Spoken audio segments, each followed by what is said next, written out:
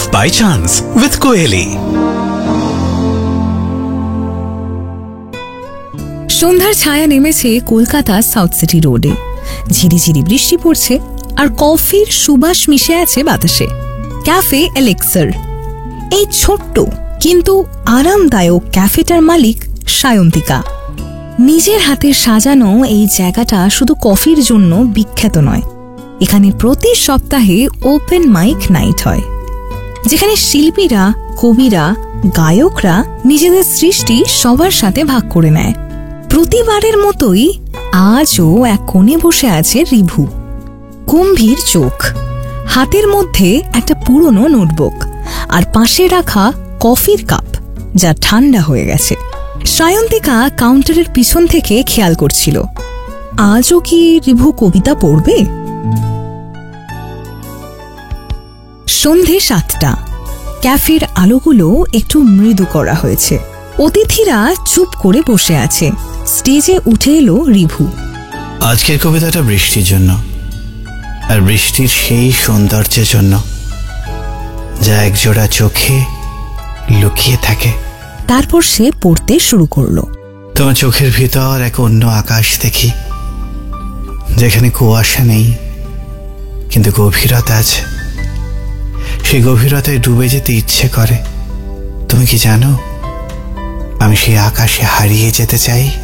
ক্যাফের সবাই নিঃশব্দ হয়ে শুনছিল, কিন্তু এক কোণে দাঁড়িয়ে থাকা সায়ন্তিকা এক মুহূর্তের জন্য থমকে গিয়েছিল।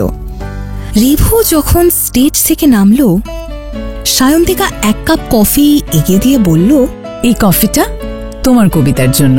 ওহো, তাহলে আজ আমি প্রথমবার কবিতার জন্য কিছু পাচ্ছি। হয়তো। রিভু এক চুমুক দিয়ে বলল, তাহলে এটা আমার নতুন প্রিয় কফি। সায়ন্তিকা তাকিয়ে রইল। এই মানুষটার প্রতি এক অদ্ভুত টান অনুভব করল। পরের কয়েকদিন সায়ন্তিকা খেয়াল করল, রিভু এলেই তার মন ব্যস্ত হয়ে যায়। একদিন সে রিভুর কাছে এগিয়ে গিয়ে বলল, তুমি প্রতিদিন এখানে বসে কবিতা লেখো, কিন্তু কখনো তো জানতে চাওনি যে এই ক্যাফেটার গল্পটা কি। এই ক্যাফেটার গল্প যদি তার মালিক বলে, তাহলে নিশ্চয়ই তা খুব স্পেশাল হবে। সায়ন্তিকা হাসল, তারপর বলল, এই জায়গাটা আমার বাবা মায়ের স্বপ্ন ছিল, আমি শুধু তাদের স্বপ্নটাকে রং দিয়েছি। তাহলে আমিও কি সেই রঙের একটা ছোট্ট অংশ হতে পারি? এ কথা শুনে সায়ন্তিকা চুপ করে গেল। তার বুকের ভেতর এক অদ্ভুত অনুভূতি হচ্ছিল। এক সন্ধ্যায় ক্যাফেতে বসে রিভু বলল, আজ তোমার জন্য একটা কবিতা লিখেছি।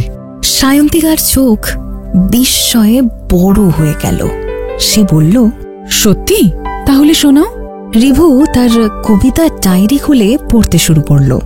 তুমি জানো, তোমার কফির গন্ধের মাঝে আমি আমার কবিতার শব্দগুলো খুঁজে পাই। তোমার হাসির ধ্বনিতে আমি নতুন ছন্দ সৃষ্টি করি। তুমি কি আজ থেকে আমার কবিতার শেষ লাইন হবে? শুনে সায়ন্তিকার চোখ ভিজে এলো। সে আস্তে করে বলল, আমি তোমার কবিতার শেষ লাইন হতে চাই। রিভু হাসল, শক্ত করে সায়ন্তিকার হাত ধরল। তাহলে আজ থেকে এই ক্যাফেটা শুধু কফির জন্য নয়, আমাদের গল্পের জন্য বিখ্যাত হবে। সেই রাতে কবিতা, কফি আর ভালোবাসার মিশ্রণে কলকাতার বাতাসে একটা নতুন গল্প লেখা হলো।